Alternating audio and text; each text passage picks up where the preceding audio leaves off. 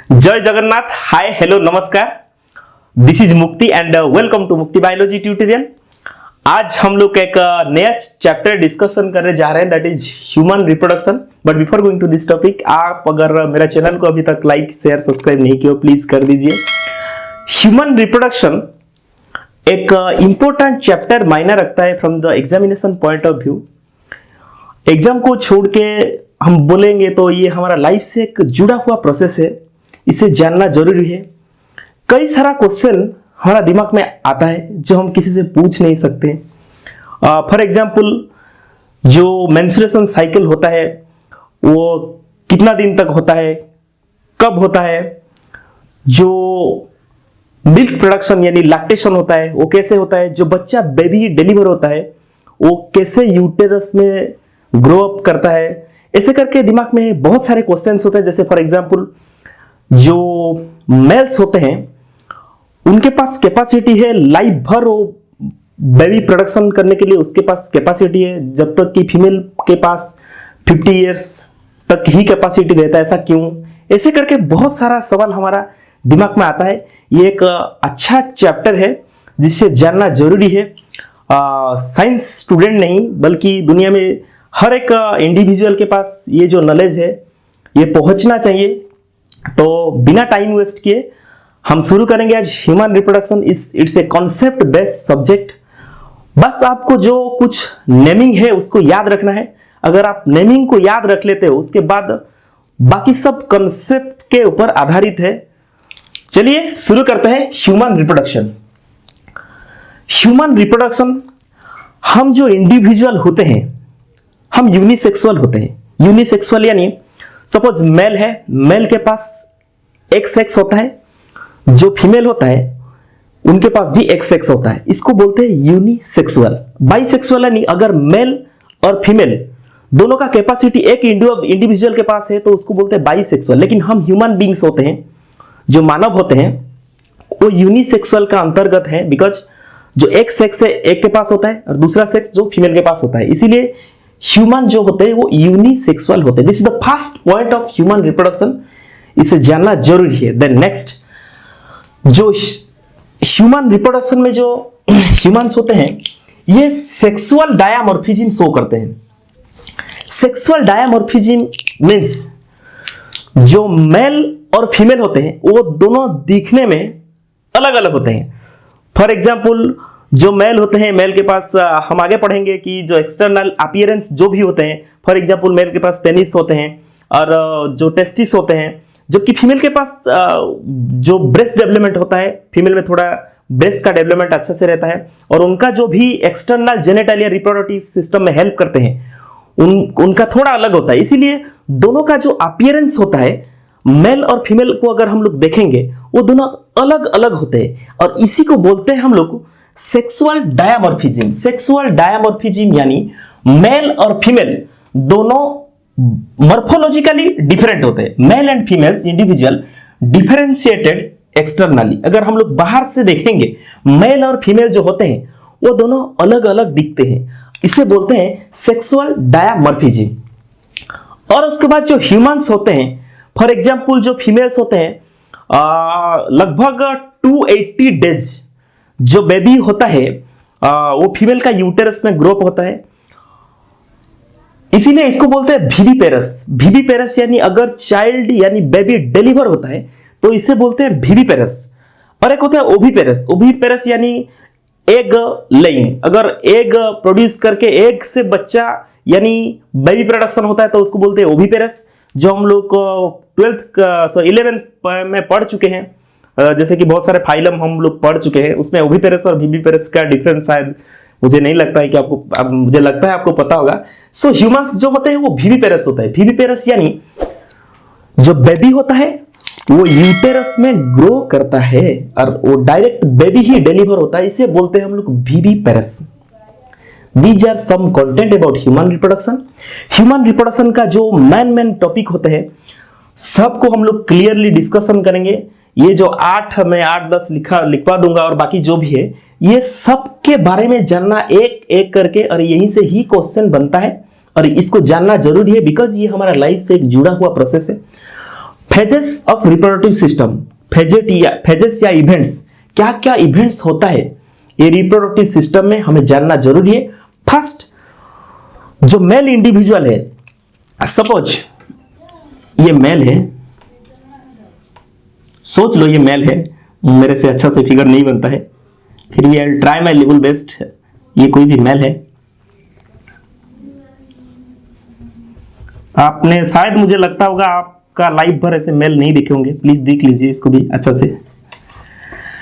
ये जो मेल्स होते हैं, मेल के पास होता है टेस्टिस, एक पेयर का टेस्टिस होता है जो कि बाहर से, इसको बोलते हैं टेस्टिस, और टेस्टिस का ऊपर में दिखता है ऐसे पेनिस।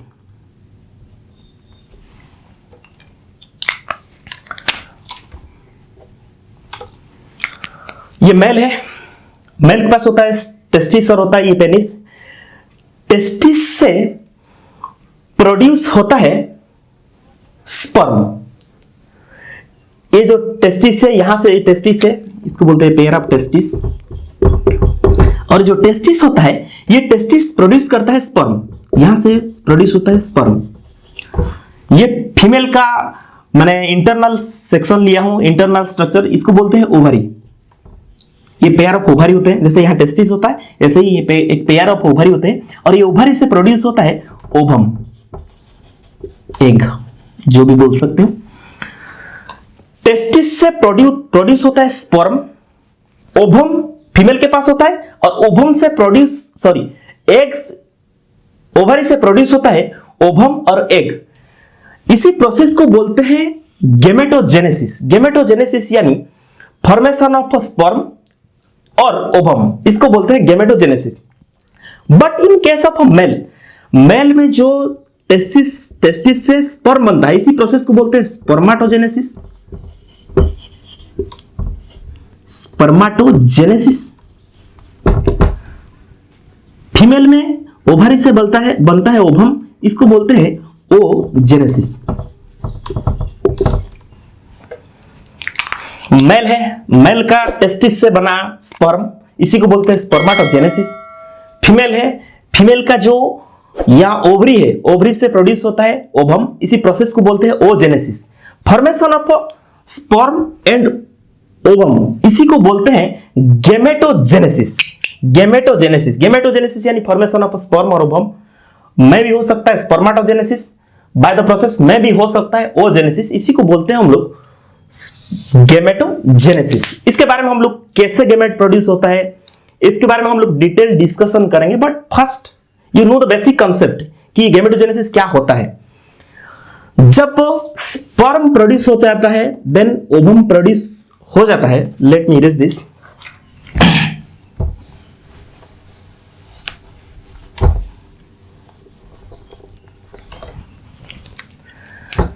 जब स्पर्म और ओवम प्रोड्यूस हो जाते हैं, उसके बाद क्या होता है, स्पर्म प्रोड्यूस करता है, जो टेस्टिस होते हैं वो प्रोड्यूस करते हैं स्पर्म।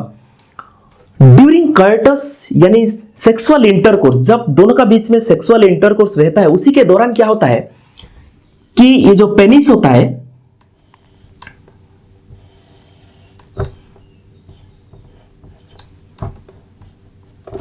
ये फीमेल का वेजाइनल ट्रैक है। ड्यूरिंग सेक्सुअल इंटरकोर्स, कोइटस के दौरान जो पेनिस होता है वो एंटर करता है फीमेल का रिप्रोडक्टिव ट्रैक। देन फीमेल का रिप्रोडक्टिव ट्रैक में जाके ये प्रोड्यूस करते हैं स्पर्म्स। ऑलरेडी स्पर्म प्रोड्यूस हो चुका है, और by the help of penis जो मिलियंस ऑफ स्पर्म्स होते हैं वो एंटर करते हैं फीमेल जेनिटलिया ट्रैक।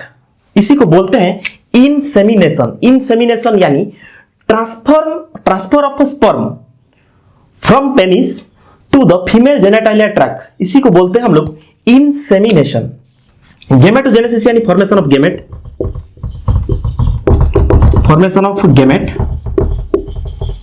में भी हो सकता है स्पर्माटोजेनेसिस, में भी हो सकता है ओजेनेसिस। आप इसको लिख लीजिए। देन उसके बाद जो इंसेमिनेशन होता है,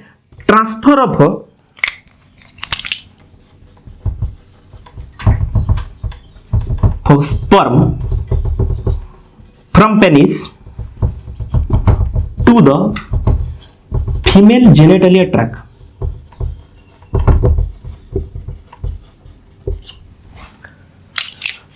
इसको बोलते हैं इंसेमिनेशन। देन जब ये स्पर्म एंटर कर जाता है फीमेल रिप्रोडक्टिव ट्रैक्ट को, देन ये मूवमेंट करके, ये फीमेल का यूटेरस है, हम लोग डिटेल में पढ़ेंगे आगे। ये स्पर्म मूवमेंट करके आ जाता है फीमेल का यूटेरस में, फिर वो यहां से मूव करके आगे आ जाते हैं, मिलियंस ऑफ स्पर्म्स आते हैं, और इसी एरिया को बोलते हैं आम्प्यूला। इसी रीजन को बोलते हैं हम लोग आम्प्यूला। फीमेल का रिप्रोडक्टिव ट्रैक्ट का ये होता है आम्प्यूला, और आम्प्यूला में आके स्पर्म एंड ओवम दोनों फ्यूज होते हैं, और ये फ्यूजन को बोलते हैं फर्टिलाइजेशन। इस फ्यूजन को बोलते हैं हम लोग फर्टिलाइजेशन। आप लोग ये अच्छा से याद कर लो, जो फर्टिलाइजेशन कहां होता है, ये क्वेश्चन एग्जाम में पूछा जाता है। ये होता है ampulla region. First thing. Second thing, हम आज तक पढ़ के आए हैं कि स्पर्म और जो ओवम होते हैं वो फर्टिलाइजेशन होते हैं, जबकि ऐसा नहीं होता है। ये ओवरी से रिलीज होते हैं सेकेंडरी ओसाइट्स। क्या होता है सेकेंडरी ओसाइट्स, हम लोग आगे पढ़ेंगे, लेकिन यहां से जो रिलीज होता है इसे कहते हैं हम लोग सेकेंडरी ओसाइट्स। Secondary oocyte. जबकि हम लोग बोलते हैं स्पर्म ओवम एग फ्यूजन होते हैं, ऐसा नहीं होता है। जो भी सेकेंडरी ओसाइट होता है उसी के साथ फ्यूजन होता है। ये एग्जाम में पूछा जाता है कि स्पर्म किसी के साथ मिलता है। हम लोग जनरली जो पढ़ते हैं, हम आज तक भी पढ़ के आए हैं कि स्पर्म एंड ओवम यानी एग दोनों फ्यूजन होते हैं, ऐसा नहीं होता है। स्पर्म के साथ सेकेंडरी ओसाइट ही फ्यूज होता है, और इसी फ्यूजन को बोलते हैं फर्टिलाइजेशन। फर्टिलाइजेशन यानी sperm and ovum, sorry secondary oocyte दोनों का जो फ्यूजन होता है, इसी को बोलते हैं हम लोग फर्टिलाइजेशन। जब ये दोनों फर्टिलाइजेशन होते हैं उसी वक्त क्या होता है, जो सेकेंडरी ओसाइट कन्वर्ट हो जाता है एग में। अभी तक सेकेंडरी ओसाइट था, लेकिन जब ये दोनों फ्यूजन हो गए उसके बाद क्या होता है, सेकेंडरी ओसाइट कन्वर्ट हो जाता है ओवम यानी एग में। जब ये दोनों फ्यूजन हो जाते हैं तो इसका प्लॉइड ही होता है हाप्लॉइड, इसका प्लॉइड ही होता है हाप्लॉइड, दोनों फ्यूजन होके बनाते हैं जाइगोट, और जो जाइगोट होता है उसका प्लॉइड ही होता है diploid. Let me erase this, please आप इसको नोट कर लो जो मैं लिखवा दे रहा हूं, बिकॉज जो व्हाइट बोर्ड है थोड़ा सा छोटा है।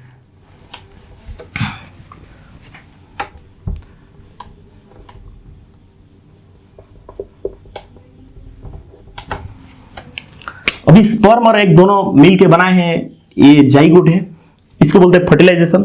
अब क्या होता है जाइगोट, यहां इसका प्लॉइड है डिप्लॉइड यानी 2n। जाइगोट क्या होता है, यहां से मूवमेंट करके आगे बढ़ता है। जब ये जाइगोट ऐसे मूवमेंट करके आगे बढ़ता है तो उसी वक्त क्या होता है कि ये जाइगोट ऐसे एक सेल से 2 सेल होता है, डिवाइड होके 2 से 4, 4 से 8, 16, 32, 64 ऐसे करके कंटिन्यूअसली डिवाइड होता है, और इसी डिवीजन को बोलते हैं क्लीवेज। क्लीवेज यानी डिवाइड हो जाना। अगर कंटिन्यूअसली एक सेल डिवाइड हो रहा है तो इसी को बोलते हैं हम लोग क्लीवेज। क्लीवेज के दौरान क्या होता है, एक सेल डिवाइड होकर 2, 2 से 4, 8, 16, 32 ऐसे करके कंटिन्यूअसली ये डिवाइड होता रहता है, तो इसी को बोलते हैं हम लोग क्लीवेज। 16, 32, 64 ऐसे करके कंटिन्यूअसली डिवाइड हो गया। उसके बाद क्या होता है कि ये जो डिवाइडिंग सेल हो रहा है अभी, ये आके अटैचमेंट होता है। कहां अटैचमेंट होता है, इसको बोलते हैं यूटेरस। ये फीमेल जेनिटल ट्रैक्ट का, इसको बोलते हैं हम लोग यूटेरस, और यूटेरस और ओम्ब बोलते हैं इसको। यही आके जो भी डिवाइड सेल है यहां आके वो अटैचमेंट होता है, और इसी अटैचमेंट को बोलते हैं इम्प्लांटेशन। इम्प्लांटेशन यानी अटैचमेंट। क्लीवेज यानी डिवाइडिंग। अब क्या होता है, ये आके यहां अटैचमेंट होता है। जब अटैचमेंट हो जाता है उसके बाद क्या होता है, मदर का जो यूटेरस है यहां से कुछ नरिशमेंट फूड सप्लाई मदर से हो रहा है, तो इसी को लेने के लिए कुछ कर्ड लाइक स्ट्रक्चर फॉर्मेशन होते हैं, जिसी को हम लोग बोलते हैं प्लासेंटेशन। प्लासेंटेशन यानी कुछ एम्बेलिकल कर्ड यहां फॉर्मेशन होता है, मदर से कुछ नरिशमेंट लेके यहां पे जो एम्ब्रियो है वो ग्रो करता है, और इसी के दौरान क्या होता है, यहाँ कुछ कॉर्ड लाइक स्ट्रक्चर फॉर्मेशन होते हैं। कैसे फॉर्मेशन होते हैं तो हम आगे डिस्कशन करेंगे, लेकिन यहाँ कुछ फॉर्मेशन होता है और इसको बोलते हैं हम लोग प्लासेंटेशन। अब जब एक एम्ब्रियो यहां मदर से नरिशमेंट ले रहा है, लेके धीरे धीरे धीरे धीरे ग्रो अप हो रहा है, लगभग 280 डेज लगता है एक बेबी, यानी 9 मंथ, हम लोग जैसे बोलते हैं कि 10 मंथ होता है, ऐसे एक्चुअली 10 मंथ नहीं होता है, ये 9 मंथ होते हैं। तो यहां से क्या होता है, जो सेल कंटिन्यूअसली डिवाइड होने के बाद, इंप्लांटेशन होने के बाद यहां से कर्ड लाइक स्ट्रक्चर फॉर्मेशन होते हैं, जिसमें क्या होता है कि नरिशमेंट सप्लाई होता रहता है। उसके बाद क्या होता है, ये जो एम्ब्रियो है डिवाइड होकर 3 जर्म लेयर में कन्वर्ट हो जाता है। फॉर एग्जांपल आप 12th क्लास में पढ़े हुए होंगे कि एक्टोडर्म, मेसोडर्म एंड एंडोडर्म, इसमें कन्वर्ट हो जाते हैं। कन्वर्ट होने के बाद इसी कन्वर्सेशन को बोलते हैं हम लोग गैस्ट्रुलेशन। गैस्ट्रुलेशन यानी formation of 3 germ layer, formation of 3 germ layer. 3 germ layer आप लिख लीजिए, 3 जर्म लेयर।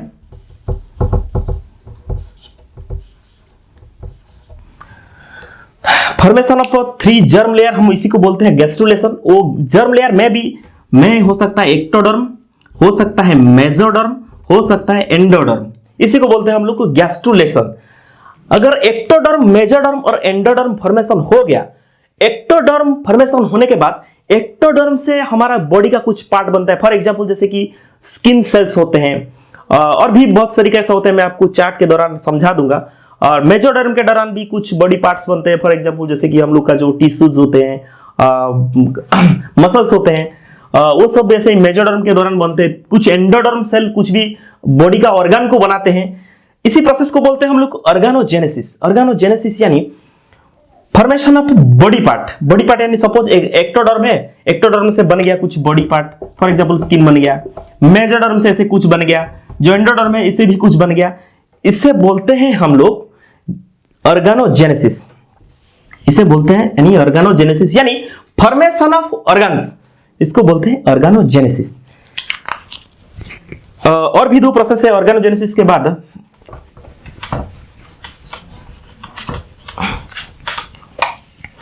एक होता है 9th वाला स्टेप है पार्चुरेशन। एक last step 10th step, that is lactation.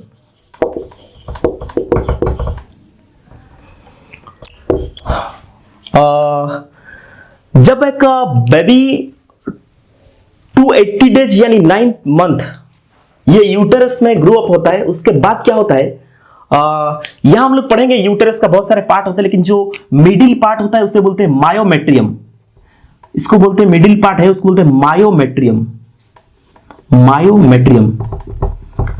और ये मायोमेट्रियम क्या होता है, जब 280 डेज हो जाता है तो मायोमेट्रियम कुछ हार्मोनल के वजह से, चेंजेस के वजह से ये मायोमेट्रियम ऐसे कंट्रैक्ट होता है, ऐसे इतना विगोरसली कंट्रैक्ट होता है, जिसके दौरान क्या होता है कि जो बेबी है वो अंदर से बाहर आ जाता है, यानी deliver of baby. Baby deliver हो गया, इसी को बोलते हैं हम लोग पार्चुरेशन। पार्चुरेशन यानी deliver of baby.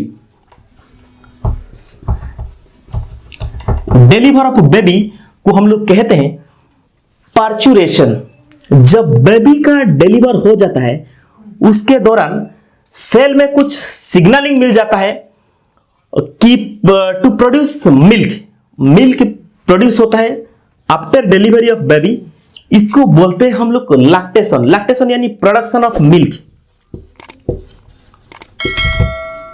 Production of milk को बोलते हैं हम लोग लैक्टेशन।